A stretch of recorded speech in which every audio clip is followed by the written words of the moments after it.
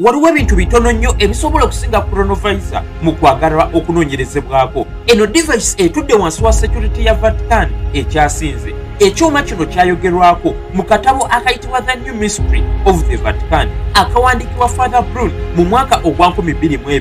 Eno device etategerekeka yakolebwa bannasayansi abakyasinze mu 1905 ng'era Vatican ye yabateekamu ne ssente. Okusinziira ku theories ezimu, coronavirus eringa bw'olaba galubindi eza bulijjo z'osobola n'okuyitako ku street bw'oba ng'ozisanze. However, zirina amaanyi ag'enjawulo agakusobozesa okulaba ebyayita nga beeyambisa electromagnetic radiations. Bannasayansi baazimba device esobola okuzza ebyemabega n'ekulamu ebifaananyi by'osobola okulaba bw'oba nga galubindi zino ozambadde. Father Bruni yennyini yatukakasa we yazikozesaako n'alaba ebimu ku ebyo ebyaliwo mu biseera ebyemabega, okugeza ng'okukomererwa kwa Yesu ne events endala ezeefanaganyirizaako bwe zityo. Wadde byonna byogeddwa, Vatican yo yasalawo okusigala ng'esirise, naye nga basinga bakkiriza nti coronavirus eno gy'eri, ng'era kisoboka okuba nti ne mu Vatican mwennyini yaggibwamu n'ekyokebwa mu kifo ekikyasinza okuba eky'ekyama omuntu yenna ky'atasobola na kumanya, nga bagezaako kweka amaanyi ag'enjawulo